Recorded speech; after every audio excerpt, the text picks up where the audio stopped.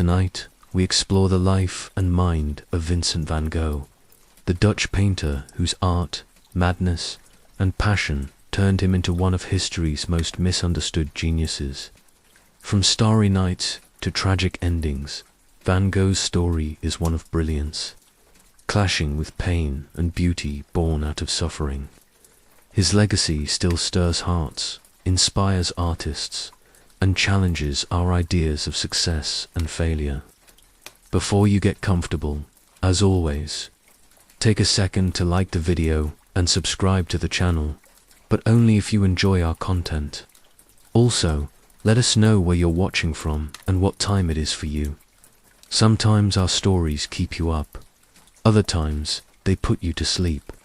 We're working on a few boring ones, don't worry. Now, dim the lights, turn on a fan for that soothing hum, and let's dive into the world of Vincent van Gogh together. Vincent Willem van Gogh was born on March 30th, 1853, in the small village of Zundert in the southern Netherlands. His birth was quiet, but its timing was haunting. Exactly 1 year before, his parents had given birth to another son, also named Vincent, who was stillborn. They buried that child and gave their next son the same name. Vincent grew up knowing that just outside the local church, a tombstone bore his name and birth date, only a year off. Imagine what that does to a child's mind. He was the eldest of 6 children born to Theodorus van Gogh, a Protestant minister, and Anna Cornelia Carbontus, a woman with a passion for nature and drawing. His family was religious, structured, and modest. From early on, Vincent was different, sensitive, serious, withdrawn. He often wandered alone in the countryside, staring at fields, trees, and skies. Nature even then spoke to him in a way people often didn't. School never quite worked for him. Though intelligent and curious, he struggled to connect with classmates and teachers. He wasn't an easy child, prone to sudden mood swings and long silences. Some described him as intense, even difficult. Others saw him as kind, thoughtful, and deeply feeling.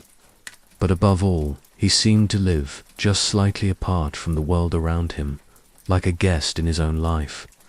His younger brother, Theo, would become his closest companion, emotionally and spiritually.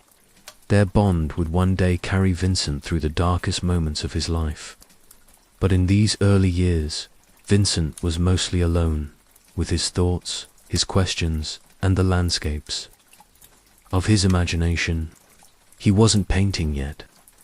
That would come much later, but the seeds were already there. A fascination with nature, an obsession with beauty in the ordinary, and a loneliness that colored everything. Vincent wasn't the type to demand attention. He lingered on the edges of things, quiet, watchful, collecting details the rest of the world ignored. Even then it was clear this was no ordinary child, and perhaps deep down Vincent knew he was walking a path few could understand. A life of color, heartache, and beauty was waiting just ahead, but for now he was simply a child of silence. As Vincent entered his late teens and early 20s, the world expected him to find direction, a career, a purpose, but Vincent's path refused to straighten. Instead, it twisted, stalled, and doubled back. He tried to fit into the mold society offered, but something inside him always resisted. His uncle, a successful art dealer, helped him land a job at the firm Goupil & C. Vincent moved to The Hague, then London, and later Paris, surrounded by galleries, collectors, and the business of art. But for Vincent, this wasn't the world of beauty and emotion he longed for. It was commerce, cold, mechanical. His passion faded. He grew moody, withdrawn, and was eventually let go. In London, He fell in love with a woman who rejected him, and the pain was sharp. This heartbreak, along with his increasing discomfort in the art world, began a new phase in his life, one marked by spiritual yearning. He turned to religion, hoping to serve something greater than himself. He trained briefly to become a minister, but failed his theology exams. Then he took up missionary work in a poor mining region of Belgium known as the Borinage. There, among the soot-covered workers and starving families, Vincent tried to live like Christ, giving away his possessions, sleeping on floors, embracing poverty. The church saw this as fanaticism and dismissed him. It was another failure, another closed door. But in this darkness, something unexpected stirred. He began sketching the miners, the laborers, the people around him, not with polish or technique, but with empathy, with feeling. His pencil became a way to understand suffering, to reflect it, and perhaps to soothe it. At 27, after years of restlessness, rejection, and confusion, Vincent made a quiet decision. He would become an artist, not because it promised success or praise. He had no illusions of that, but because it felt like the only honest way to express what was inside him. His journey to art was not one of ambition. It was survival, a way to process the world and his place in it, to turn inner chaos into something others might recognize as beautiful. Vincent van Gogh hadn't yet painted a masterpiece, but he had found something even rarer, direction, and with it the first true glimmers of purpose. Vincent's decision to become an artist didn't arrive with a bolt of lightning. There was no applause, no sudden sense of mastery. What came instead was effort, hard, uncomfortable, relentless effort. He had no formal training, no academic pedigree, and no real support beyond his brother Theo, who quietly began sending him money for supplies and living expenses. But Vincent threw himself into the work. He studied anatomy, perspective, and technique with obsessive intensity. He copied sketches from old masters and filled notebooks with his own. Art became his full-time labor, mentally, physically, and spiritually. It wasn't a hobby, it was a necessity. His earliest works were dark and heavy. Deep browns, greys, and blacks dominated the canvas.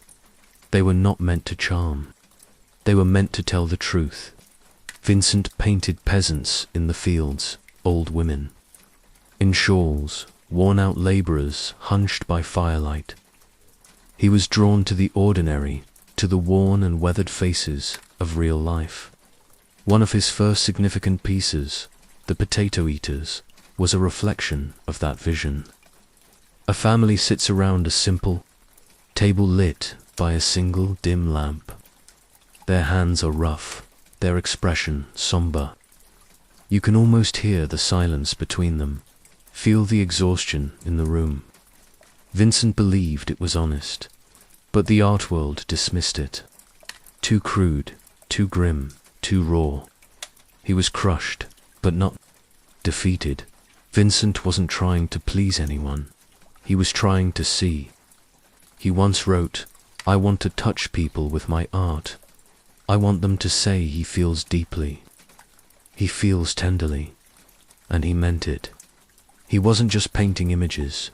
He was painting emotions, his own and those of the forgotten people around him. Throughout these early years, he bounced between towns and studios, living mostly in poverty. He rarely ate well. His clothes were often tattered. His health declined. But the more fragile his body became, the stronger his artistic voice grew. He was learning to speak with color, with texture, with silence. Though still unknown to the world, Vincent van Gogh had become something real, an artist not of technique, but of truth. His style was forming, his soul was pouring out. and though recognition was nowhere in sight, a storm of creativity had just begun to gather inside him. In 1886, Vincent van Gogh arrived in Paris, a city that pulsed with energy, art, and change. His brother Theo, now an art dealer, welcomed him into his small apartment in Montmartre. It was cramped and chaotic, but for Vincent, it was a turning point. The Paris art scene was electric, and it would forever change the way he saw the world. Here he encountered Impressionism and its softer cousin, Pointillism. Gone were the muddy browns and dark shadows of his earlier works. In their place, bright colors, loose brushstrokes, and sunlight captured on canvas. For the first time, Vincent's palette exploded. He traded earth tones for yellows, reds, and electric blues. The grey skies of the Netherlands gave way to skies, filled with movement and mood. He also met fellow artists Henri de Toulouse-Lautrec, Emile Bernard, and Camille Pissarro.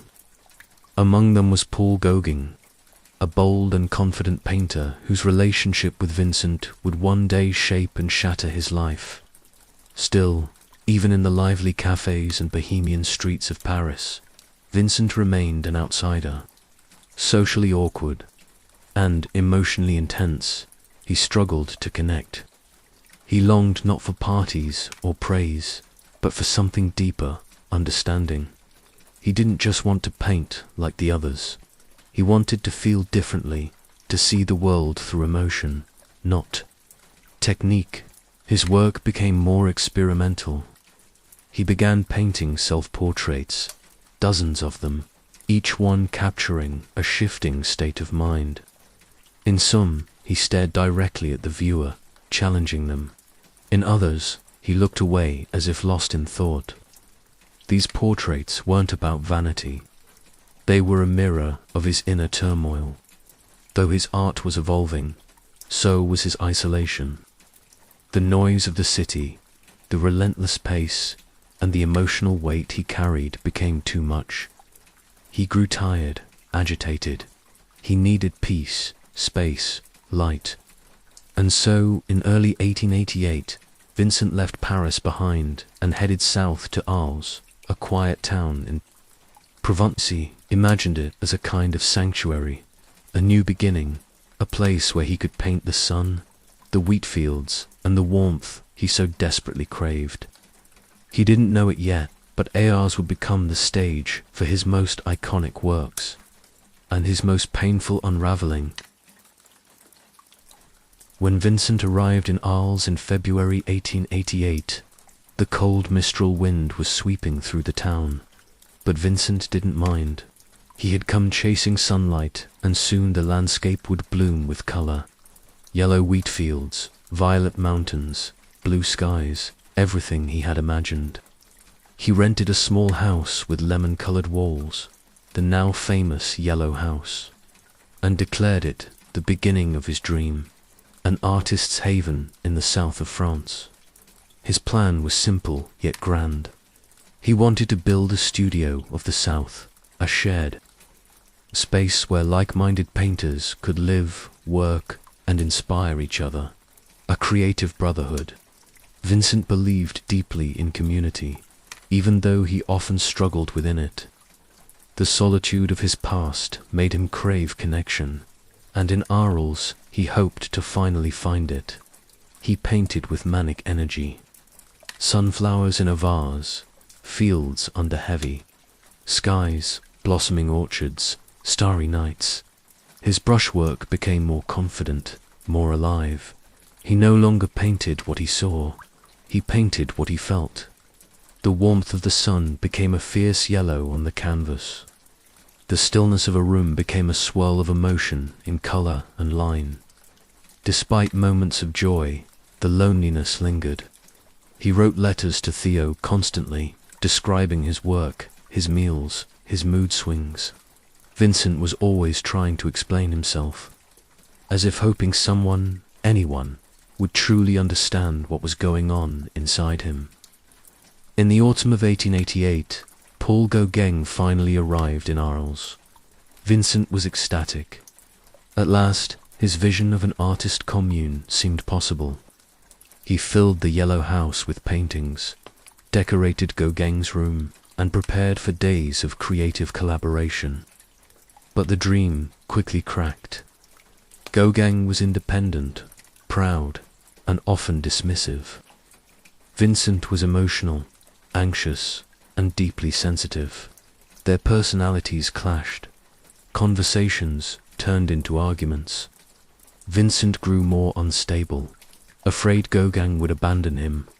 And yet, despite the tension, he created some of his most memorable work during this time, including the iconic sunflowers, which he painted to welcome Gauguin. Vincent was holding on to something fragile, a dream built from loneliness and color. But underneath the surface, something darker was brewing. The pressure, the fear, the desire to belong. In Arles, Vincent reached new heights of brilliance, but the higher he climbed, the more unsteady he became. By the end of 1888, the atmosphere inside the Yellow House had become unbearable. What began as a hopeful collaboration between two artists had descended into daily conflict. Gauguin found Vincent unpredictable, overly emotional, and difficult to work with. Vincent, in turn, felt abandoned, anxious, and increasingly paranoid. The creative harmony he had dreamed of was unraveling before his eyes. On December 23rd, after a particularly heated argument, everything changed. That night, Gauguin stormed out. Some say he intended to leave Arles for good. According to one version of the story, Vincent followed him into the street, possibly holding a razor. But Gauguin walked away, and Vincent, alone, spiraling, returned home in a state of utter distress. He took a blade and cut off part of his left ear. What drove him to do it? No one knows for sure. Perhaps it was grief. Perhaps it was a desperate act of control in a world slipping away. Perhaps it was a cry no one had yet heard. He wrapped the severed ear in paper and brought it to a nearby brothel, handing it to a woman named Rachel. Then he collapsed. The next morning, he was found unconscious and rushed to the hospital. Word spread through ARLs that the local artist had lost his mind. Crowds gathered outside the hospital. Newspapers reported the incident. Gauguin left immediately for Paris. He and Vincent would never see each other again. While Vincent recovered, physically, his mental health became increasingly fragile. He suffered hallucinations and memory loss. He would cry without knowing why. He begged Theo to visit and wrote letters filled with confusion, sadness, and shame. Despite everything, he continued to paint. In the hospital courtyard, he found solace in small things: a garden, a bench, a moment of light. He painted the courtyard of the hospital in Arles, self-portrait with a bandaged ear, and the red vineyard, the latter being the only painting he ever sold in his lifetime. But something had broken, not just in his mind, but in his heart. The yellow house, the dream, the sanctuary, was now empty. Vincent was alone again, surrounded by whispers, watched with suspicion, his place in the town no longer welcome, and so, with sorrow and consent, he committed himself to an asylum. The ear was gone, the friend had left, but the artist remained. In May of 1889, Vincent van Gogh admitted himself to the St. Paul de Mausole Asylum in Saint-Remy-de-Provence. The stone building, surrounded by gardens and olive trees, was once a monastery. Now it became a place of healing, or at least a place of quiet. For Vincent, it was both a prison and a sanctuary. His room had bars on the windows. There were long periods of silence broken by distant cries from other patients. His days were filled with routine, meals, medication, rest. But whenever he was well enough, he painted. The asylum staff allowed him a studio space, and Vincent used it obsessively. He painted the view from his window again and again. Cypress trees, swirling skies, golden fields. He painted flowers, corridors, and the hills beyond the asylum walls. And in a moment of uneasy calm, he painted one of his most iconic works. The Starry Night. The painting wasn't meant to be realistic. It was emotional. The sky pulses with motion. The stars burn like fire, and a quiet village sleeps below. Vincent called it a failure. The world, much later, would disagree. Though his mental health fluctuated, his creativity surged. He completed nearly 150 paintings in a year, many now considered masterpieces. Irises, the olive trees, the bedroom, and wheat field with reaper. Each a blend of peace and chaos, light and suffering. But he was never free of the darkness. He experienced terrifying episodes, periods of confusion, panic, and silence. At times he couldn't remember what he had painted. Other times he feared his mind was slipping away forever. He once swallowed paint and turpentine, an act of self-harm that left him weak and shaken. Still, he held on. Throughout it all, he wrote letters to Theo, page after page, filled with thoughts about color, brushwork, emotion, and hope. He tried to explain the unexplainable, what it felt like to fall apart while creating something beautiful. Despite everything, he believed in his work. What would life be, he wrote, if we didn't have the courage to try anything? In the walls of that asylum, Vincent was broken. And yet, in those same walls, he created some of the most powerful art the world would ever know. A man losing his mind, yet finding his soul on every canvas. By May of 1890, Vincent van Gogh left the asylum in Saint-Remy. His health had improved, and though still fragile, he was eager to return to the outside world. At the suggestion of his physician, he moved to the quiet village of Auvers, just north of Paris. It was peaceful, filled with open skies, winding paths, and golden wheat fields, landscapes that suited him. More importantly, it was near Theo. Theo, his brother and lifeline, had recently married and become a father. Vincent was happy for him, but he felt a quiet fear growing.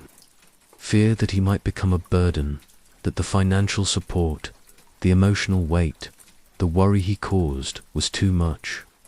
He never said it outright, but his letters hinted at it. His tone had changed. Gratitude was now laced with guilt. In Auvers, Vincent was under the care of Dr. Paul Gatchett, a physician with an interest in art and melancholy. Vincent painted his portrait twice. "He's sicker than I am," he wrote to Theo, half joking, half serious.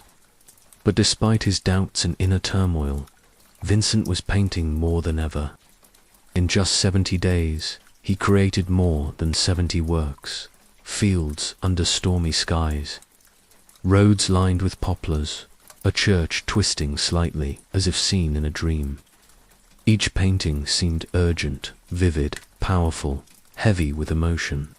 He was pouring everything he had left onto the canvas, and then it stopped. On July 27th, 1890, Vincent walked into a wheat field carrying a revolver. No one knows exactly what he was thinking. Maybe he believed his time had come. Maybe he believed his work was done. He shot himself in the chest, but survived the initial wound. Staggering back to his lodging, he was found bleeding and taken to bed. Theo rushed to be by his side. They spoke little, but the bond between them needed no words. Vincent, in pain but calm, whispered his final message: "The sadness will last forever." He died in Theo's arms 2 days later. The village buried him beneath a tree-lined hill, surrounded by the very fields he had painted. At the time of his death, Vincent van Gogh was unknown, uncelebrated, misunderstood. But in that silence, a legacy was just beginning to rise. Vincent van Gogh died believing he had failed. He sold just one painting in his lifetime. He was laughed at, misunderstood, pitied. The world never knew what to make of him until it was too late. 6 months after Vincent's death, Theo followed him. He died from illness, grief-stricken and exhausted, never knowing the impact his brother's work would one day have. But Theo's wife, Jo van Gobinger, stepped into the silence. She inherited hundreds of Vincent's paintings and letters, things most would have discarded, but she didn't see them as failures. She saw them as truth. Quietly, steadily, she began to share Vincent's story with the world. She organized exhibitions, published his letters, and connected his art with the soul behind the brush. What was once dismissed as madness began to be recognized as genius. The world that had turned its back on him began to listen. By the early 20th century, Vincent's work had found an audience, then a following, then a legacy. Museums displayed his pieces. Collectors fought to acquire them. Artists named him as their greatest inspiration. Critics rewrote their histories to include him, and with each passing decade, his name only grew. Today, the Starry Night hangs in the Museum of Modern Art in New York, seen by millions. Sunflowers is considered one of the most recognizable paintings in the world. His letters, deeply human, painfully honest, are studied not just for their insight into art, but into the human condition itself. But Vincent's legacy isn't just in brushstrokes or museums. It's in the way we see pain and beauty now, in how we talk about mental health, isolation, sensitivity, and creativity. He showed us that struggle and genius are often intertwined, that even in despair we can create something luminous. He is perhaps the greatest example of someone who wasn't celebrated in his time, but whose time eventually came. Beneath a quiet hill in Alva's, Vincent lies beside Theo, two brothers forever linked, not just by blood, but by belief. Theo never stopped believing in Vincent, and now neither have we. From silence came color, from suffering, beauty, and from a lonely life. A voice that still speaks softly, powerfully to the world. From sorrow and rhythm came something beautiful. The birth of jazz didn't happen overnight, and it didn't come from fame, luxury, or polished music schools. It came from something much deeper: pain, resilience, and joy found in the cracks of hardship. Jazz was born out of real life, and real life, especially for the black communities in the American South, was marked by both suffering and spirit. After centuries of slavery, even freedom came with struggle. Racism, poverty, and exclusion defined the world outside. But inside churches, homes, and neighborhoods, people built something else. They built community. They built music. Songs became ways to remember, to mourn, to pray, and to celebrate. Drums carried memory. Voices carried history. Every rhythm was layered with something sacred and human. This is where jazz found its roots, not in a single song or solo, but in the way sorrow was carried with grace and turned into rhythm. It wasn't written down. It wasn't created for stages or critics. It happened in backyards, on street corners, and in late-night gatherings where gospel met blues, where African rhythms collided with European harmonies, where people told their stories not with words, but with sound. In New Orleans, the city, where jazz would take its first breath, life was alive with music. Births, weddings, parades, even funerals had music at their center. A funeral might begin with slow, somber hymns, only to erupt into joyful brass music once the body had been laid to rest. It was a way of honoring both the sorrow of goodbye and the beauty of a life well lived. This balance between heartbreak and celebration became the heartbeat of jazz itself. In those early days, the music had no name. People just played. They mixed styles. They improvised. They followed feeling more than form. And slowly, a new sound began to take shape. One that couldn't be boxed in. One that bent the rules, invited mistakes, and welcomed freedom. That sound was jazz. It didn't erase sorrow. It danced with it. It didn't deny hardship. It transformed it. And in that transformation, something extraordinary was born. Jazz came from pain, but it carried joy, it carried life, and it carried the proof that even in the darkest places, something beautiful can rise. At the turn of the 20th century, New Orleans was unlike any other city in America. It wasn't just a port city.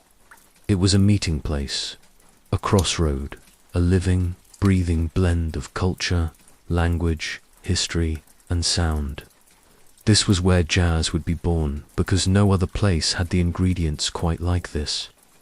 The city was French, Spanish, African, Creole, Caribbean, Catholic, Protestant, enslaved, free, and everything in between. Each group brought its own traditions, music, instruments, and stories. And instead of remaining separate, these cultures collided every single day. In the French Quarter, you might hear operas or chamber music drifting from elegant salons. In Congo Square on Sundays, you'd find African rhythms in full force. Drums, dances, and chants passed down for generations. Just a few streets away, gospel choirs filled churches while marching bands practiced for parades. Street performers played ragtime on battered pianos. Children learned hymns by ear. Brass bands marched through the neighborhoods, their sounds spilling into every alley. Music was everywhere, and more importantly, it was shared. New Orleans was one of the few cities where people of different races and classes regularly heard one another's music. Musicians learned from each other, borrowing rhythms, phrases, and techniques. An old spiritual might inspire a new melody. A brass line from a parade could end up in a blues improvisation. There were no boundaries, just inspiration. The cities. Geography played a role, too. Tight-knit neighborhoods meant that sound traveled easily. The call of a cornet or the beat of a drum could reach from one block to the next, drawing people in. A single porch performance could become a jam session by nightfall. This collision of cultures didn't happen peacefully. Segregation and racism were very real, but music found its way around those walls. It was the common language in a divided place, and in New Orleans, that language kept evolving. Out of this rich, noisy, soulful melting pot came something entirely new.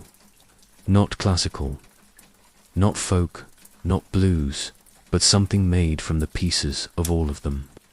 The sound of jazz was forming, improvised, unpredictable, impossible to define, and no one city except New Orleans could have given it life.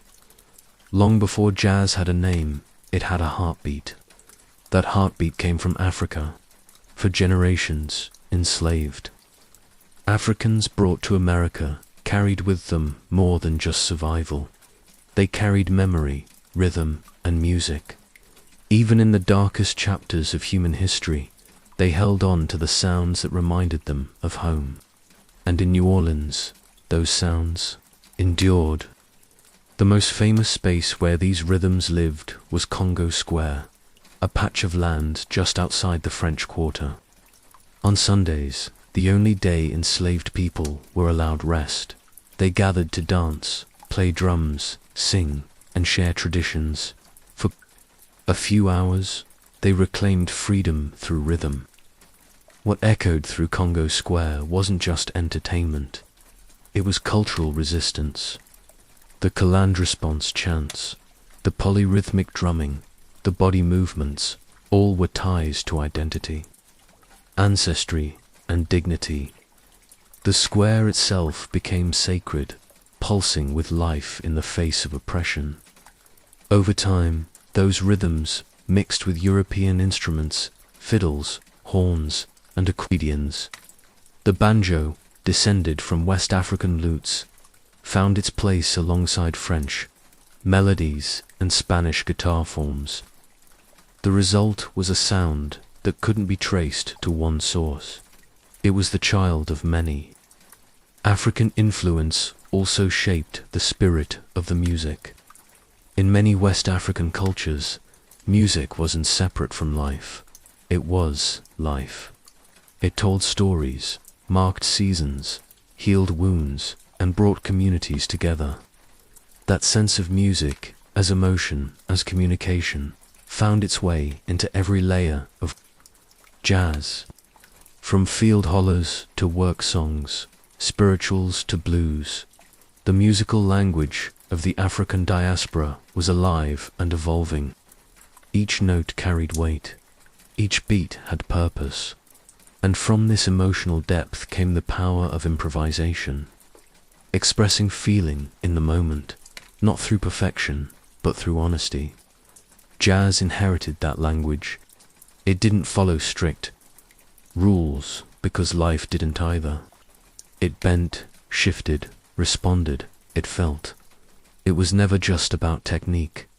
It was about truth. The echoes of Africa gave jazz its soul. They gave it rhythm that moved the body and pain that touched the heart. Jazz may have taken shape in America, but its roots dug deep into another continent, and those roots still hum beneath every horn, every drum, and every note played in its name. In the years following the Civil War, New Orleans found itself with something unexpected: leftover instruments, brass horns, clarinets, drums, and tubas, once used by military bands, were no longer needed. They found their way into pawn shops, attics, and second-hand stores, gathering dust until curious hands brought them back to life. Those hands didn't belong to trained musicians. They belonged to ordinary people: barbers, butchers, shoeshiners, porters, men and boys who couldn't afford formal lessons, but who taught themselves by listening, feeling, experimenting. They took those brass instruments and made them speak in ways no one ever had before. The result wasn't polite. It wasn't proper. It was loud, raw, and full of soul. These self-taught musicians weren't reading sheet music. They were inventing their own language, bending notes, sliding between keys, mixing rhythms that weren't supposed to fit together. And in doing so, they made the instruments their own. The cornet became a voice for storytelling. The clarinet wove harmonies like a singer's sigh. The drums held it all together, steady but unpredictable. And the tuba, deep and round, gave the music its powerful heartbeat. Every street in New Orleans became a kind of classroom. Marching bands paraded through neighborhoods. Brass quartets played at fish fries, dances, and funerals. If a child had talent, he could learn just by watching and imitating. You didn't need to be rich. You just needed rhythm. Jazz was forming, not in pristine concert halls, but in motion. It was music you walked with, danced to, lived inside. Improvisation wasn't a trick, it was survival. If you dropped a note, you bent another to catch it. If you didn't know the tune, you made one up that fit. Jazz didn't punish mistakes, it turned them into opportunity. What began with leftover instruments became a revolution. These tools of military order were reborn as instruments of personal expression. They no longer marched to someone else's command. They swung, they swayed, they shouted with joy and pain. In New Orleans, brass wasn't just metal, it was magic. It was transformation, and it would soon become the voice of a whole new music. A music that would spread from those streets to the rest of the world. Charles Buddy Bolden was born in New Orleans in 1877. By the late 1890s, he was already making noise, quite literally. Bolden played the cornet, but not the way others did. His sound was louder, freer, and more emotional than anything the city had heard. They said, when Bolden played, you didn't just listen, you felt it. He wasn't trained in music theory. He couldn't read sheet music, but he didn't need to. Bolden played from instinct. He took bits of ragtime, blues, gospel, and brass band marches and stirred them together into something new. His music didn't fit into a box. It swung, it shouted, it mourned, it had soul. Crowds followed him. Clubs filled when he performed. People would dance until dawn. His band played in dance halls and on street corners, at parades and parties, in rough neighborhoods, and across the river. He became known for a song called Funky But, one of the first jazz tunes ever played, and one that captured the raw, unapologetic energy of his sound. But what made Bolden special wasn't just volume or improvisation, it was how human his playing was. His horn laughed, cried, flirted, and confessed. It spoke when words couldn't. Sadly, Bolden's light burned fast. In 1907, at just 30 years old, he suffered a mental breakdown. He was committed to the Louisiana State Insane Asylum, where he would remain for the rest of his life. He never recorded a single note. No surviving audio exists of his playing. Everything we know comes from stories passed down from musicians, dancers, and fans who remembered how he made them feel. Yet, even without recordings, Bolden's influence echoes in the DNA of jazz. Musicians like Louis Armstrong would later credit him as the father of the sound. The way Bolden bent notes, improvised freely, and played with emotion set the tone for everyone who followed. He was a mystery, a myth, a man who created something immortal with nothing but a cornet, a wild heart, and a rhythm all his own. And, though his voice was lost to time, his spirit lives on. In every solo, every swing, and every note played with soul. If Buddy Bolden was the wild flame that lit jazz's first spark, Jelly Roll Morton was the one who gave it shape. Born Ferdinand Joseph Lamath in New Orleans in 1890, he gave himself the name Jelly Roll and called himself the inventor of jazz.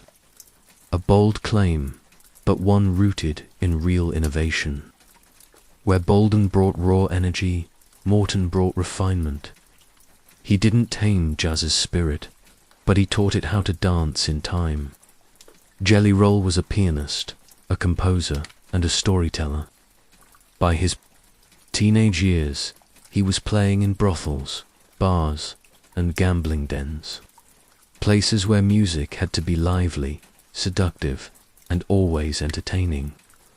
He soaked up every influence New Orleans had to offer: Spanish melodies, ragtime rhythms, Creole folk songs, and African American blues. Then he blended them into his own signature sound. What made Morton different was his ability to write jazz down. He composed intricate arrangements for multiple instruments, turning jam sessions into orchestrated experiences. His famous Red Hot Peppers recordings weren't just performances. They were carefully crafted pieces filled with syncopation, breaks, and unexpected shifts. Still, Jelly Roll never lost the spirit of improvisation. He left space in his compositions for soloists to shine, for riffs to grow, for surprise to sneak in. He believed jazz wasn't just music. It was feeling, style, and attitude. And he wore that belief like a badge, often dressing in sharp suits and speaking with a showman's flair. In 1926, when he recorded Black Bottom Stomp and Dr. Jazz, the world began to listen. His music traveled far beyond New Orleans, reaching Chicago and New York, helping plant jazz firmly on the national stage. But Jelly Roll's importance goes beyond his compositions. He proved that jazz could be both spontaneous and structured, that it didn't have to choose between freedom and form. And he gave future musicians a blueprint, a way to write, record, and preserve a sound that had been mostly passed down by ear. Some say he exaggerated his role in jazz's birth, but even if he didn't invent it, he shaped it, framed it, and pushed it forward. Jelly Roll Morton gave jazz its first spine, and yet it still danced. If jazz had a heartbeat, it would sound a lot like Louis Armstrong. Born in 1901 in one of New Orleans' roughest neighborhoods, an area known as the battlefield, Armstrong came into a world of poverty and hardship. His father left early, and his mother often struggled to make ends meet.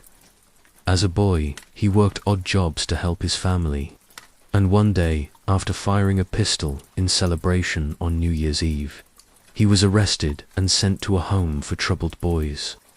But that home changed everything. There, Louis was introduced to the cornet, and from the moment he held it, something awakened inside him. Music became his voice, his escape, and soon his identity. He learned quickly, listened deeply, and absorbed everything from the local players around him, especially his idol, King Oliver, one of New Orleans' top band leaders at the time. By the early 1920s, Armstrong had joined Oliver's band in Chicago. His sound was unmistakable, warm, bold, and full of life. Unlike many musicians of the day, Armstrong didn't just blend in with the band. He stood out. His solos sang, they soared. And when he began to sing, too, with that gravelly, joyful voice, he won hearts instantly. Armstrong brought something to jazz that hadn't been fully realized before. Personality. He turned solos into conversations. He made his trumpet laugh, weep, dance, and dream. His recordings with the Hot 5 and Hot 7 bands like West End Blues and Heebie-Jeebies weren't just performances, they were moments. Scat singing, which he popularized by accident when he dropped his lyric sheet mid-recording, became a jazz staple. And his smile, wide, sincere, and full of mischief, became a symbol of the joy jazz could bring. Louis Armstrong didn't invent jazz, but he gave it its soul. He turned a regional sound into a global voice. He crossed racial barriers with his music, inspiring audiences of all colors and generations. Where others played notes, Louis told stories. He showed the world that jazz wasn't just music, it was feeling. And no one felt it more deeply or shared it more generously than the man from the battlefield with a trumpet in his hands and the world in his heart. As jazz began to travel north to Chicago, east to New York, and eventually around the world, New Orleans remained its sacred home. While other cities added their own styles and spins, the streets of the Crescent City held on to the original spirit. There, jazz never became just a genre. It stayed something living, breathing, and communal. In New Orleans, Jazz wasn't only for nightclubs or concert halls. It was part of everyday life. You could hear it in neighborhood parades, birthday parties, street performances, and most famously in jazz funerals. These were not quiet, solemn affairs. They were emotional journeys, starting with sorrow and ending in celebration. A jazz funeral would begin with a slow, mournful hymn. The band played in minor keys, matching the weight of grief. But once the body was laid to rest, the music would transform. The tempo would rise. The horns would dance. People would clap, spin umbrellas, and form a second line. A group of dancers and followers who turned mourning into movement. That spirit, the ability to honor pain while embracing joy, was at the heart of New Orleans jazz. Even as the music industry evolved and jazz gave way to swing, bebop, and later fusion and modern interpretations, New Orleans held tight to the early traditions. Musicians passed songs down by ear, not just through lessons, but through living. The music, children grew up watching uncles and neighbors play on porches and street corners. Instruments were often shared. Fans were made of cousins, classmates, and old friends. This wasn't nostalgia. It was legacy, a living thread that tied each generation to the next. New Orleans jazz also remained deeply tied to place. You could walk through the French Quarter and still hear the same rhythms that Buddy Bolden might have played over 100 years earlier. Brass bands marched through the same streets. Clubs like Preservation Hall kept the old songs alive, not as museum pieces, but as expressions of the now.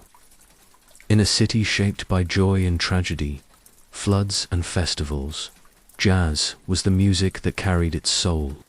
It had survived wars, poverty, racism, and even natural disasters, because jazz wasn't just something New Orleans created. It was something it needed, a voice that had never stopped singing. Jazz was never just music. It was a heartbeat, a protest, a prayer. It was laughter at the end of sorrow. It was survival dressed in rhythm. And though its sound has shifted over time, its spirit, the part born on the streets of New Orleans, has never faded. In the century since its creation, jazz has traveled far.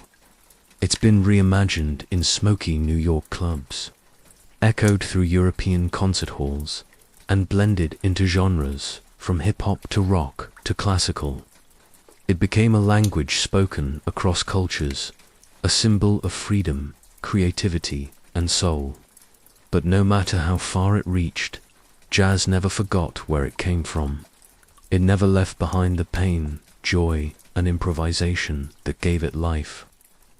At its best, it still carries that same energy, the spirit that says, "I will make beauty from whatever I'm given." That spirit lived in Buddy Bolden's cornet, blasting across open fields with no recording to prove he was ever there. It lived in Jelly Roll Morton's piano, crafting jazz's first compositions while still leaving room for surprise. It lived in Louis Armstrong's trumpet and voice, breaking barriers and melting hearts with every note. And it lives on today in the parades of New Orleans, in the fingers of young musicians learning old songs, in the second lines that dance through city streets, refusing to let grief walk alone. It lives in the silence before a solo, in the swing of a brushed snare, in the cry of a saxophone that can't be explained. Jazz endures not because it was perfect, but because it was honest. It was born from sorrow and shaped by joy. It grew through struggle and rose through hope. It taught the world that music doesn't need a script, that sometimes the most powerful thing you can do is to feel, to improvise, and to keep going. From the cracked sidewalks of New Orleans came something eternal. From sorrow and rhythm came something beautiful. And though the names may change, The instruments may shift, and the songs may evolve. The soul of jazz plays on, softly, boldly, always. The morning of December 7th, 1941, began quietly at Pearl Harbor, a sprawling naval base nestled along the southern coast of Oahu, Hawaii. The sun rose gently over the Pacific, casting a warm glow across the waters. Palm trees swayed in the light breeze. Seagulls floated overhead. The ships in the harbor, some of the most powerful in the U.S. Navy, rested at anchor, gleaming in the morning light. For the men stationed there, it was a Sunday like any other, a day of rest. Some slept in, grateful for the slower pace. Others wrote letters home, drank coffee, or read the paper. Church services were being prepared. Breakfast was served in mess halls. For the lucky few, it was a chance to enjoy the beach or head into town. There was no reason to be alarmed. No tension in the air, no sense of threat. Hawaii, for all its strategic importance, felt worlds away from the war unfolding in Europe and Asia. Life at Pearl Harbor moved with a sense of order, routine, and comfort. Aboard the battleships, sailors performed their usual duties. Some were scrubbing decks, others stood watch. Officers checked rosters, mechanics inspected equipment. The massive vessels, the Arizona, Oklahoma, West Virginia, and others, were quiet, alive with activity, but unaware of what was coming. Out on the airfields nearby, planes sat in neat rows, wings exposed, unguarded. No one expected trouble in those early hours. Everything felt normal. Yet just a few hundred miles away, a Japanese strike force was already airborne. Over 180 planes moving silently across the ocean, flying low under the radar. Their mission, deliver a surprise attack that would cripple the United States Pacific. Flat in a single blow. But here, on the ground at Pearl Harbor, there was no warning.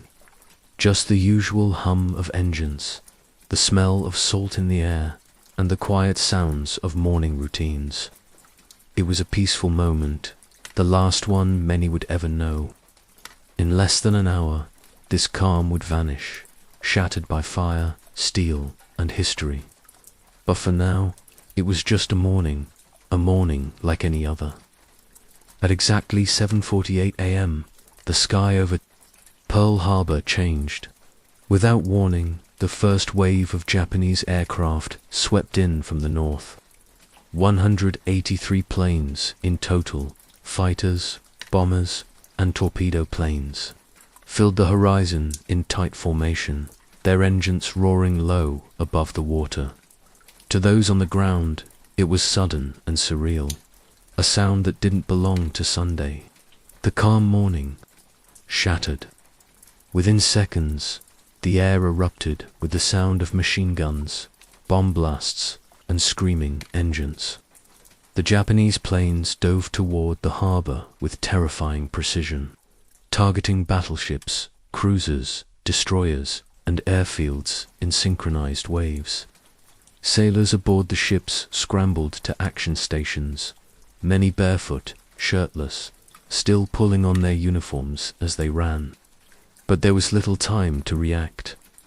Bombs exploded on decks. Torpedoes streamed into hulls. Planes dropped from the sky like thunderbolts. On the ground, chaos broke out at Hickam Field and other nearby air bases. Aircraft were lined up wing to wing, perfect targets for strafing runs and incendiary bombs. Hangars burst into flames. Barracks were torn apart. Men grabbed rifles and fired into the sky with little effect. The USS Arizona took a direct hit to her forward magazine. The explosion was instant, catastrophic. A column of fire shot high into the sky, and the ship began to sink immediately, dragging hundreds of men down with her. The USS Oklahoma was struck by multiple torpedoes, capsizing in under 15 minutes. Trapped sailors banged on the overturned hull, hoping someone would hear them. Some were rescued. Many were not. Smoke rose across the harbor, thick and choking. Burning oil covered the water's surface, igniting as sailors dove in, trying to escape. The air was filled with the sounds of alarms, shouting, and the steady, relentless assault from above. The Japanese had achieved total surprise. For many, the attack seemed to last forever. In reality, it was just over 90 minutes from start to finish. But in that brief window of time, a quiet harbor became a battlefield. Ships were torn apart, lives were lost, and the illusion of safety and paradise was gone forever. The day was no longer peaceful. It was a turning point in history, written in fire. Pearl Harbor had been built to protect, a fortress of ships, steel and strength, lined with battleships thought to be invincible. But on the morning of December 7th, that illusion was torn apart. The Japanese attack focused on the heart of American naval power. The Pacific Fleet anchored in the harbor. 8 battleships sat quietly in the water, unaware they were moments away from disaster. The USS Arizona, majestic and imposing, was among the first struck. A bomb pierced her deck and detonated a massive ammunition magazine. The ship exploded, with such force that it lifted out of the water before breaking apart and sinking. Flames shot into the sky. 1,177 men died in an instant, many never identified, many never found. Nearby, the USS Oklahoma took multiple torpedoes. Within minutes, she capsized, rolling over and trapping hundreds of sailors inside her hull. Some were rescued by frantic efforts, men cutting through steel with torches to free the survivors. But 429 lives were lost, most of them in total darkness with water rising. The USS West Virginia, California, and Nevada were all hit hard. Torpedoes punched through their sides. Bombs exploded above decks. Fires spread uncontrollably. Sailors fought back, but with little time and few weapons ready, their options were limited. Some ships, like the USS Nevada, tried to escape. The Nevada attempted to steam out of the harbor under heavy fire. Her crew managed to beach her to prevent blocking the channel, a desperate, heroic act in the middle of chaos. In total, 21 ships were damaged or destroyed, including battleships, cruisers, and destroyers, dockside facilities, fuel tanks, and repair yards also took hits. The harbor, once a place of routine and safety, had been turned into a floating graveyard. The wreckage smoldered long after the attack ended. Fires burned into the night. Bodies were pulled from the water, many unrecognizable. Oil leaked from sunken ships, leaving a slick that would stain the water for days, and still seeps from the Arizona today. The Japanese strike had been brutal and effective. The pride of the American Pacific Fleet lay broken. Not a single enemy ship was lost, but something else, something more powerful than steel, had been stirred awake, and the world would soon feel it. While ships burned and explosions tore through steel, it was the people, the sailors, the soldiers, the nurses, the civilians, who bore the weight of that morning. The attack on Pearl Harbor claimed 2,403 American lives. Of those, over 1,100 died aboard the USS Arizona alone. Many were young men, some barely out of high school. They had enlisted in peace, but died in war without warning, without a chance to fight back. In the confusion, many never made it to their posts. Some were still in their bunks when the bombs fell. Others died at their stations doing their duty as their ships went down. There were acts of bravery everywhere. Sailors dragging wounded comrades to safety, diving into flaming waters, manning guns with bare hands and no orders, only instinct. On land, the carnage was just as real.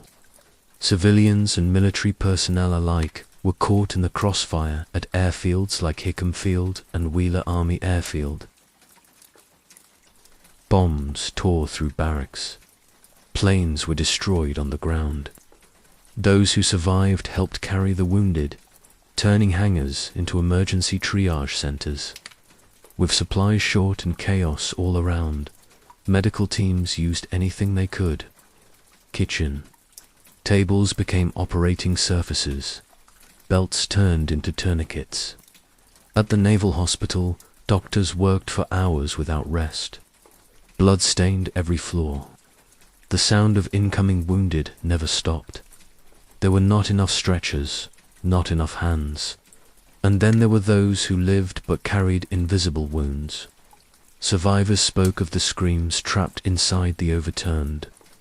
Oklahoma, where men knocked on the hull for hours, of shipmates who never surfaced, of the helplessness of watching a friend engulfed in flame, unable to reach him in time. Some men were the only survivors from their ship. Others bore burns, shrapnel wounds, or permanent hearing loss. Many carried the trauma of that morning silently for the rest of their lives. They had lived, but in many ways they had been changed, forever. The destruction of ships could be measured in steel and tonnage, but the true cost of Pearl Harbor was measured in lives. Lives lost, lives broken, lives that would never be the same. War had come suddenly, and it had come with a terrible price. The attack on Pearl Harbor wasn't a random act of aggression. It was a calculated strike designed with precision and secrecy. For months, the Japanese military had been preparing. Plans were drawn, models were built. Pilots trained relentlessly. Every detail had a purpose. Every target a role in a larger vision. Japan's leaders believed war with the United States was inevitable. Tensions had been building for years. The US had imposed economic sanctions, including a crippling oil embargo. In response to Japan's expansion through China and Southeast Asia, faced with dwindling resources and growing resistance, Japan saw only two choices: withdraw from its ambitions or neutralize America before it could respond. They chose the latter. The goal of the attack on Pearl Harbor was simple: cripple the US Pacific Fleet so thoroughly that America would be forced to accept Japan's dominance in the Pacific. By knocking out battleships, airfields, and fuel reserves, Japan hoped to buy time 6 months to a year to secure territory in the Philippines, Malaya, the Dutch East Indies, and beyond. A quick and overwhelming start, they believed, would force America to negotiate, not retaliate. The operation was planned under Admiral Isoroku Yamamoto, a brilliant strategist who knew the risks. He had studied in the United States and understood American industry and willpower. In private, he expressed doubt, famously warning, "I fear all we have done is to awaken a sleeping giant." But once the decision was made, Yamamoto executed it flawlessly. On December 7th, 6 aircraft carriers, more than 400 planes, and a fleet of battleships and cruisers launched the surprise attack. The strike force had sailed over 3,000 miles undetected through the northern Pacific. It was one of the most daring naval operations in history, and on a tactical level, it worked. Battleships were sunk, airfields were destroyed, America was caught off guard. But Japan had miscalculated one thing: the American spirit, the hope. For negotiation never came. The expected surrender turned instead into full-scale mobilization. The attack didn't intimidate. it united. And instead of weakening the United States, it forged a resolve stronger than Japan had ever imagined. Pearl Harbor was their opening move, but it also marked the beginning of their eventual defeat.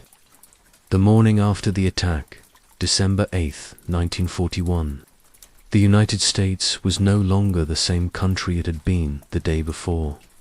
Across the nation, people gathered around radios in kitchens, shops, and schools, listening for clarity, for comfort, for answers. What they heard was the voice of President Franklin D. Roosevelt, calm but resolute, as he addressed a joint session of Congress and, by extension, the world. He began with a line that would echo through generations. Yesterday, December 7th, 1941, a date which will live in infamy. He spoke for just 7 minutes, but in those minutes he gave voice to a wounded but determined nation. Roosevelt described the deliberate and unprovoked attack by the Empire of Japan and laid out with unmistakable clarity that the United States had been thrust into war. Congress responded immediately. The vote to declare war on Japan passed with near unanimity, only one vote opposed. Just one day after the attack, America was officially at war. 3 days later, on December 11th, Germany and Italy, Japan's allies under the Tripartite Pact, declared war on the United States. The US responded in kind. In less than a week, a nation that had hoped to avoid war was fully involved in World War II on both the Pacific and European fronts. The mood across America shifted overnight. The debate between isolationists and interventionists was over. Factories that once made automobiles now produced tanks and planes. Young men lined up outside recruitment centers. Families rationed food, collected scrap metal, and planted victory gardens. A nation had been attacked, and it answered not with retreat, but with resolve. Roosevelt's speech did more than declare war. It gave the American people direction. It defined the moment not just as a tragedy, but as a call to action. A moment of sorrow, yes, but also of unity and purpose. Pearl Harbor was no longer just a place. It had become a symbol of what was lost and what would rise in its place. From the ashes of the harbor came a declaration. From that declaration came a war effort, and from that war effort, history would be rewritten. December 7th had changed everything, and America would never forget. Before Pearl Harbor, America was a nation divided, caught between the instinct to stay out of foreign wars and the growing awareness that the world was slipping into chaos. Europe was already in flames. Hitler's armies had swept across the continent. Japan had invaded China and threatened Southeast Asia. But still, many Americans believed it wasn't their fight. That changed in a single morning. The attack on Pearl Harbor transformed isolation into action. The debate was over. America was now fully involved, not just emotionally, but militarily, economically, and politically. And from that moment forward, the United States would become a decisive force in the outcome of World War II. Factories roared to life. Assembly lines that once built cars and appliances began churning out tanks, planes, rifles, and warships. This shift, called the arsenal of democracy, turned the US into the world's largest producer of war materials. In time, American factories would outbuild all Axis powers combined. Young men enlisted by the millions. Some volunteered the very next day. Others were drafted. Boys from small towns and big cities alike put on uniforms and shipped out to distant parts of the world. Many had never left their home states. Now they found themselves in Europe, North Africa, or across the Pacific. Women stepped into roles they'd never held before, working in factories, shipyards, and offices. Rosie the Riveter became a symbol of the new American workforce, strong, capable, and vital to victory. The government mobilized to rationing, war bonds, propaganda campaigns, and scientific innovation. All were part of a national effort that touched every American home. And beyond the borders, alliances began to solidify. The US joined the Allies, working with Britain, the Soviet Union, China, and other nations to push back the tide of fascism and imperial aggression. The attack on Pearl Harbor had been meant to destroy American power, but it did the opposite. It ignited it, it focused it, and in doing so, it reshaped not only the war, but the entire trajectory of the 20th century. A single morning of violence had awakened a sleeping giant, and from that awakening came a force that would help liberate the world and define it for generations to come. For those who lived through the attack on Pearl Harbor, the war didn't end when the bombing stopped. Survival for many came with a heavy burden. In the days that followed, the harbor was quiet again, but not in the same way. The water, once calm and reflective, now held wreckage and oil slicks. Burned ships sat half-sunken. The smell of smoke lingered in the air. Divers were sent into the wrecks, not just to salvage equipment, but to recover the dead. Some bodies would never be found. For the survivors, the trauma wasn't something they could leave behind. Many had lost friends, bunkmates, brothers, men they had eaten breakfast with only hours before. They had witnessed horror in its rawest form, ships exploding, men jumping into burning water, entire crews disappearing beneath the waves. Some bore physical wounds, burns, shrapnel, broken limbs. Others walked away without a scratch, but with memories they could never erase, sounds, smells, and sights that returned in dreams. Some never spoke of it again, others relived it every day. This was the invisible weight of survival. Some survivors experienced guilt. Why them and not someone else? Why had they been spared while others were trapped or killed? These questions, unanswerable and haunting, followed them long after the war ended. Yet amid the pain, many found ways to honor what they had endured. They told their stories. They visited memorials. They returned to Pearl Harbor year after year, standing quietly on the deck of the USS Arizona Memorial, looking down into the water where their shipmates still rest. And as the decades passed, their voices became part of a larger memory, not just of loss, but of resilience. These men and women, some just teenagers at the time, carried the memory of Pearl Harbor with them into every corner of their lives, into the families they built, the jobs they worked, the country they helped rebuild. They didn't seek fame. Most didn't call themselves heroes, but they were. The attack on Pearl Harbor broke something open in the world. But in its aftermath, the survivors showed something even stronger: the power to endure, to rebuild, and to carry the stories of the fallen forward so that they would never be forgotten. Today, Pearl Harbor is not just a military base. It is a place of remembrance. More than 80 years have passed since the morning of December 7th, 1941. But the memory remains vivid, preserved in history, retold by generations, and honored by those who still walk its shores. The harbor that once echoed with explosions and sirens now holds a calm silence, broken only by the sound of waves and the gentle hum of passing boats. At the center of this memory floats the USS Arizona Memorial, a wide structure that spans the sunken battleship below. It stands not in grandeur, but in reverence. Beneath it lie the remains of over 900 sailors, still entombed in the ship's rusting hull.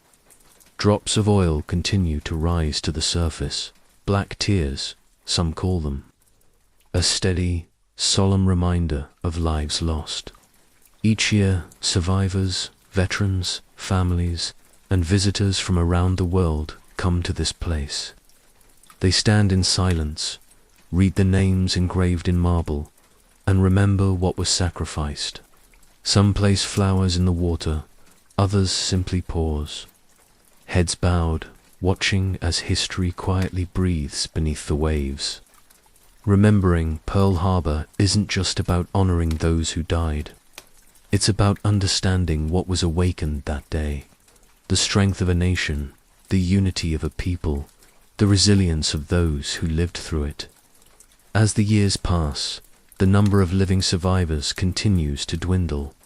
Most who were there that day are now gone, but their stories live on in letters, interviews, museums, and memorials, in classrooms and documentaries, in the quiet words shared between grandparents and grandchildren.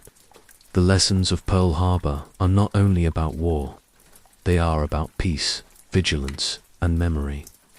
They remind us how quickly the world can change, how deeply loss can be felt, and how vital it is to remember the past so we don't repeat it. December 7, 1941 was a day of devastation. But from its ashes rose determination, and through remembrance that spirit continues to guide us. Pearl Harbor is not forgotten. It is remembered in silence, in reverence, and in the echo of every name spoken aloud. Long before the age of science, before the telescope and the observatory, there were only the skies and the people who watched. Them, in ancient Babylon, stargazing didn't begin with tools. It began with wonder. Night after night, long before clocks or calendars existed, people looked up. There were no distractions, no light pollution. The night sky stretched endlessly above them, sharp, quiet, and full of mystery. The Babylonians didn't see the stars as distant objects of cold physics. They saw them as living signs, symbols, the movements of gods across a heavenly stage.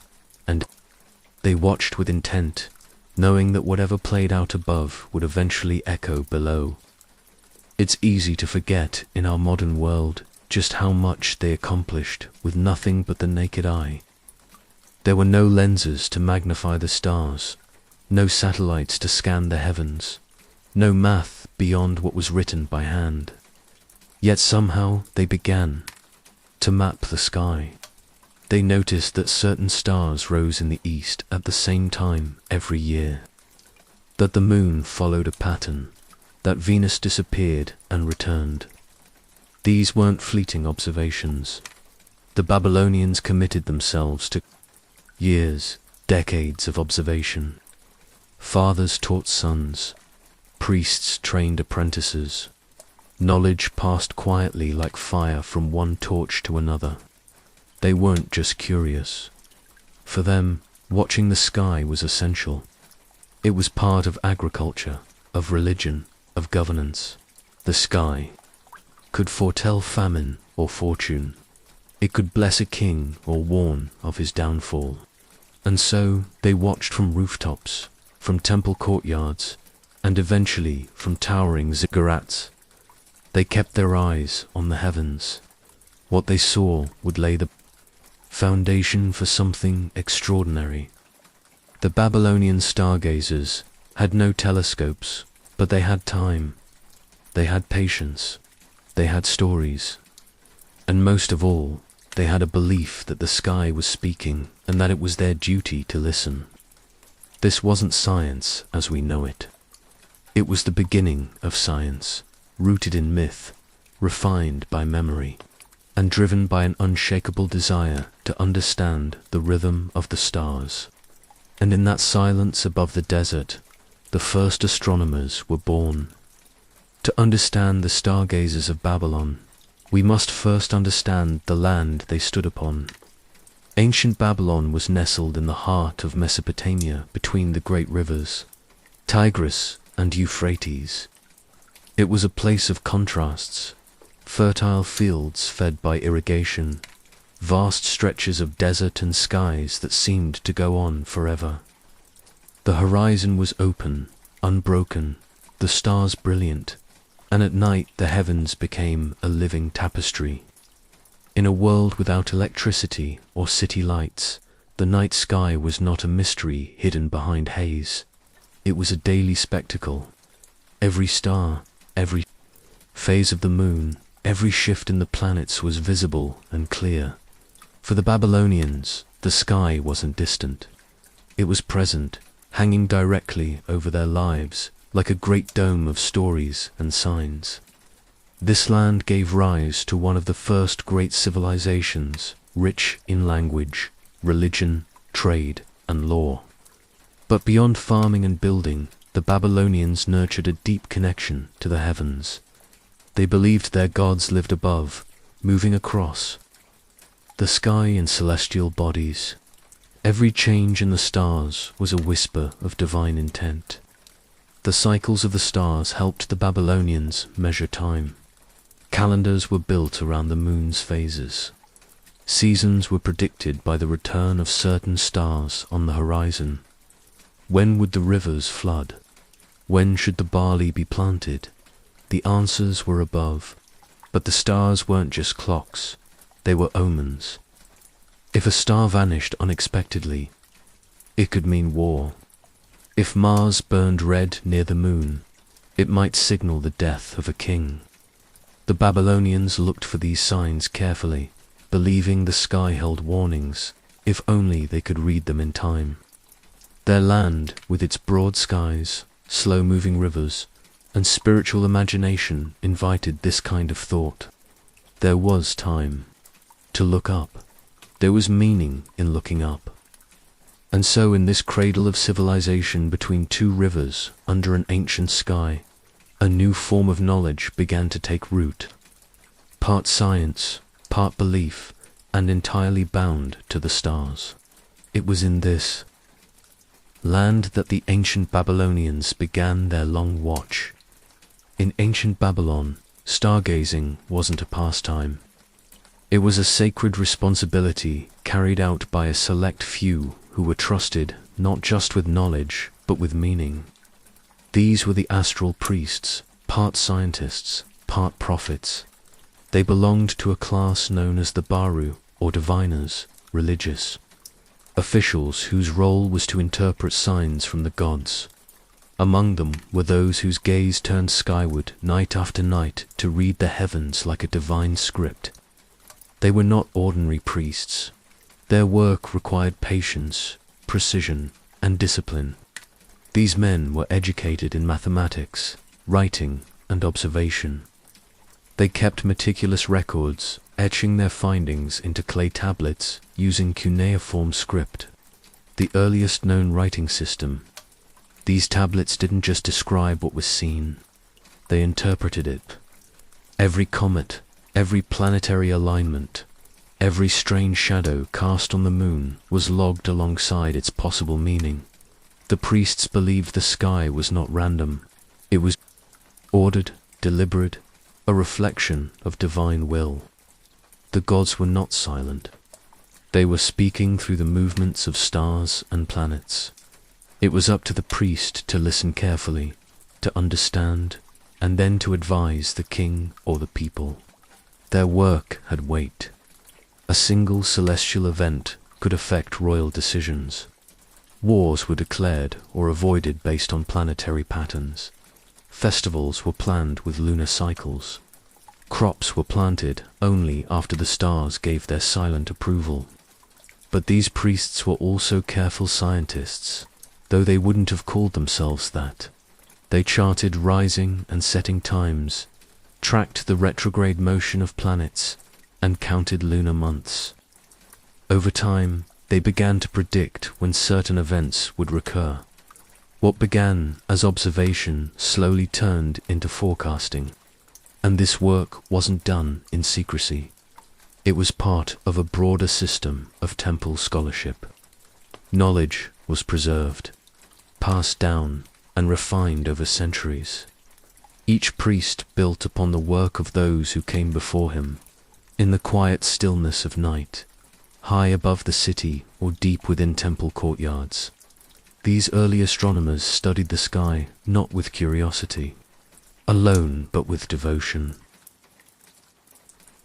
They weren't just watching the stars, they believed they were communing with the divine, and in doing so, they became the world's first true interpreters of the cosmos. In the heart of Babylonian cities, great towers rose above the rooftops. Ziggurats, monumental stair-stepped structures built of sun-dried mud bricks. These weren't palaces or tombs. They were temples, sacred spaces meant to bridge the distance between earth and sky. To the Babylonians, ziggurats were more than architecture. They were cosmic ladders connecting the human world to the divine. Each one was dedicated to a specific god and stood as a symbolic mountain in the flat Mesopotamian landscape. But they also served a more earthly function. They became the earliest observatories. High atop the ziggurat, away from the flicker of firelight and the noise of city life, Babylonian priests found a perfect place to observe the heavens. These towering platforms gave them a clear, uninterrupted view of the sky, a place to watch the stars rise and set, to track the movement of the moon and planets, and to seek signs from the gods above. The most famous of these was the Etemenanki, the ziggurat dedicated to the god Marduk in the city of Babylon. Though only ruins remain today, ancient texts describe it as reaching hundreds of feet into the air. An enormous presence in the center of the city, visible from miles around. From these heights, the priest astronomers worked in silence, wrapped in robes, scanning the stars with trained eyes. They would record their findings on clay tablets stored in temple libraries below. Each night sky became part of a larger record, a story that stretched across generations. Climbing the ziggurat was a spiritual act, but also a practical one. The higher they went, the closer they felt to the gods, and the clearer the stars became. These platforms didn't have domes or telescopes, but they were designed with purpose. Solid foundations that aligned with key celestial events. Some ziggurats were even oriented with cardinal directions, hinting at the deep connection between architecture, astronomy, and faith. In Babylon, the sacred and the scientific were never separate. Every brick of a ziggurat supported not just a structure, but a worldview, one where the sky was both a mystery and a message. And at the top of those ancient steps, the world's first stargazers reached upward, not just to see, but to understand. Night after night, the Babylonian sky came alive with movement. For the ancient stargazers, it wasn't chaos, it was choreography. The heavens danced in patterns, and if one looked carefully enough, those patterns revealed meaning. Among all the celestial bodies, the moon and Venus held special significance. The moon was familiar, ever-changing yet constant. The Babylonians tracked its phases carefully. New moon, waxing crescent, full, waning. They watched how its light waxed and faded over a 29-day cycle, aligning their calendar to its rhythm. Lunar months formed the backbone of their timekeeping, determining everything from religious festivals to the timing of harvests. They also noticed that eclipses, rare and mysterious, seemed to follow the moon. Over time, they began recording not just when eclipses occurred, but where in the sky they happened and what phase the moon was in at the time. This careful tracking would later lead them to predict such events with remarkable accuracy. Then, there was Venus, the morning and evening star. To the Babylonians, Venus wasn't just a planet. It was the celestial form of the goddess Ishtar, a symbol of love, war, and fertility. Venus appeared bright, moved quickly, and often disappeared from the sky altogether before reappearing in a different place. This strange looping movement fascinated the Babylonian priests. They recorded each of Venus's appearances in detail, its first rising in the morning, its last setting at night, and the number of days it vanished from view. Over time, they discovered a cycle of 584 days, the time it takes for Venus to return to the same position in the sky relative to Earth. Such precision is astonishing when we remember they had no telescopes, only trained eyes and centuries of continuous observation. They watched Mars, too, when it moved forward, slowed, stopped, and then moved backward in the sky. This strange phenomenon, now known as retrograde motion, puzzled many later astronomers. But the Babylonians already had it recorded. To them, the sky was alive, filled with moving parts. Each planet, each phase of the moon, each blinking star telling a story. And through patient watching, they began to understand that what looked random was actually a dance, a slow, beautiful, divine rhythm, and they were determined to follow its steps. To most ancient people, a lunar eclipse was a moment of mystery, terrifying, unexpected, and divine. The full moon, shining brightly one moment, would slowly darken, then turn a deep shade of red, as if the gods themselves were casting shadows upon it. But for the stargazers of Babylon, eclipses were not frightening. They were foreseeable.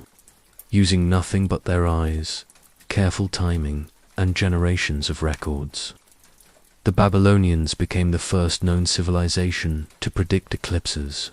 No glass lenses, no telescopes, only clay tablets, symbols, and extraordinary patience. They noticed something most people wouldn't. Eclipses weren't random. They came in patterns, and those patterns repeated. By comparing records over many years, they discovered a cycle now known as the Syros cycle, a period of roughly 18 years, 11 days, and 8 hours. After this time, the Earth, Moon, and Sun would return to nearly the same alignment, and a similar eclipse would occur again. They didn't understand why it worked, not in the scientific sense we use today, but they knew it did. And they used that knowledge to forecast future eclipses remarkably close to the dates we can confirm with modern astronomy. When they recorded eclipses, they didn't just note the date. They included details: how long the eclipse lasted, how much of the moon darkened, and sometimes what the sky looked like before and after. These descriptions were written on cuneiform tablets, many of which still survive today. Some even included interpretations. If an eclipse happened on the 14th day of the lunar month, it might signal danger for the king. If it occurred closer to the beginning, it might be a warning for the people. The sky wasn't just a calendar, it was a code waiting to be read. That the Babylonians could do this, predict cosmic events without advanced tools, is a testament to their dedication. It was slow work, done over centuries, with each generation refining what the last had seen. They didn't just witness the beauty of the eclipse, they understood its rhythm, and in doing so, they turned the unpredictable into the expected, transforming fear into foresight and mystery into mastery. If you want to understand how the Babylonians viewed the stars, you don't need a telescope. You need a tablet. Buried beneath the sands of ancient Mesopotamia, archaeologists have uncovered thousands of clay tablets. Many are economic records or royal decrees, but some contain something far more timeless. The stars, written in cuneiform, the wedge-shaped, script of the region. These tablets hold the earliest known astronomical records. Etched carefully with reed styluses, they tell of planetary risings, lunar eclipses, solar positions, and star groupings. They are simple in form, but staggering in significance. These tablets were not decorative or symbolic. They were data, the result of patient nightly observation, logged not for poetry, but for prediction. Each entry was part of a larger effort to understand the heavens, not just spiritually, but mathematically. One of the most famous collections comes from the city of Uruk, where tablets dating back to the 7th century BC detail observations of Venus, complete with rising and setting times, gaps in visibility, and cyclic patterns. These records show not only recognition of Venus's unique motion, but a clear grasp of its repetition over time. Even more astonishing is how advanced their numerical methods were. The Babylonians used a basic sti system, what we still use today to divide hours and angles. They could calculate time, distance across the sky, and the length of lunar months with surprising accuracy. Some tablets contained procedural texts, mathematical formulas used to model the movements of planets. These weren't guesses. They were the beginnings of scientific astronomy.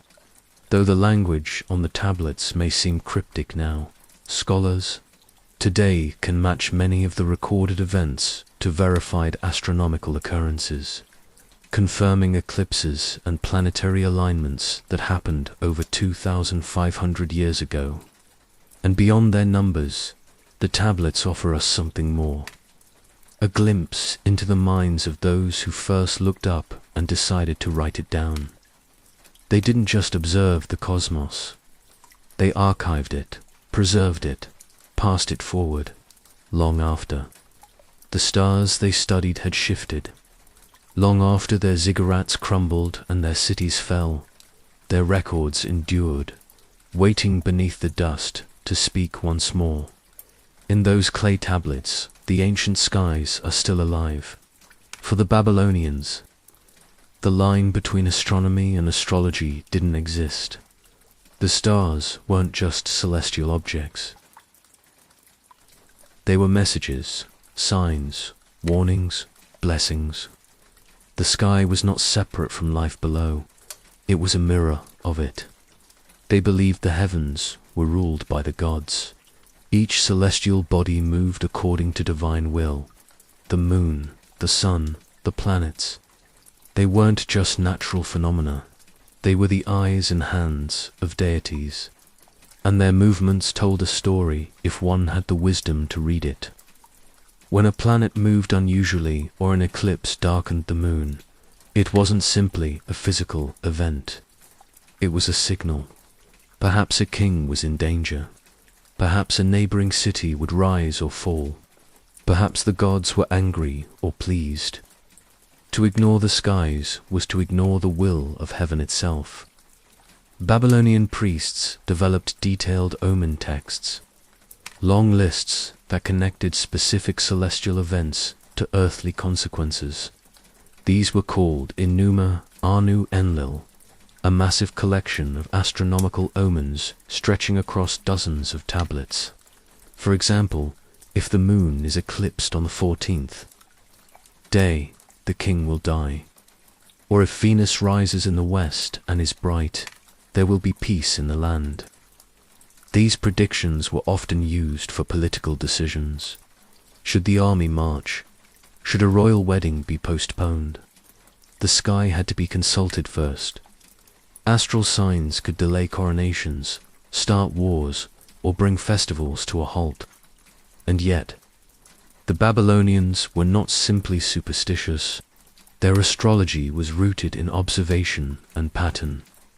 They knew that planets followed cycles, that eclipses returned. They didn't always understand the why, but they understood the when. Their predictions weren't based on guesswork. They were backed by centuries of data. To them, the practical and the spiritual were one and the same. There was no conflict between belief and calculation.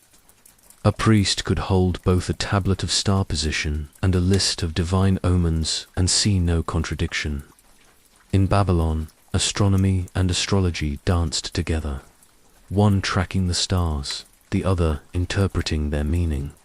And in that blend of science and spirituality, they found something powerful, a way to bring order to chaos, to find purpose in patterns, and to understand life by reading the sky. Today, we gaze at the night sky through powerful telescopes. We send satellites into orbit and probe the edges of the universe. We name galaxies, measure dark matter, and calculate distances in light years. But behind every modern discovery lies something older, the first spark of wonder lit by civilizations like Babylon. Though their temples have crumbled and their kings forgotten, the Babylonian legacy lives on, etched into clay tablets, buried in stone, and written across the night sky. They were among the first to turn stargazing into something structured, something recorded, something studied. They gave us more than mythology. They gave us methods. Their base 60 numbers system, developed for trade and timekeeping, still shapes how we measure angles and minutes. Their lunar calendars became the foundation for religious observances across cultures. Their records of eclipses and planetary cycles have helped modern astronomers verify historical dates with stunning precision. But their greatest contribution wasn't a specific theory or equation. It was a mindset.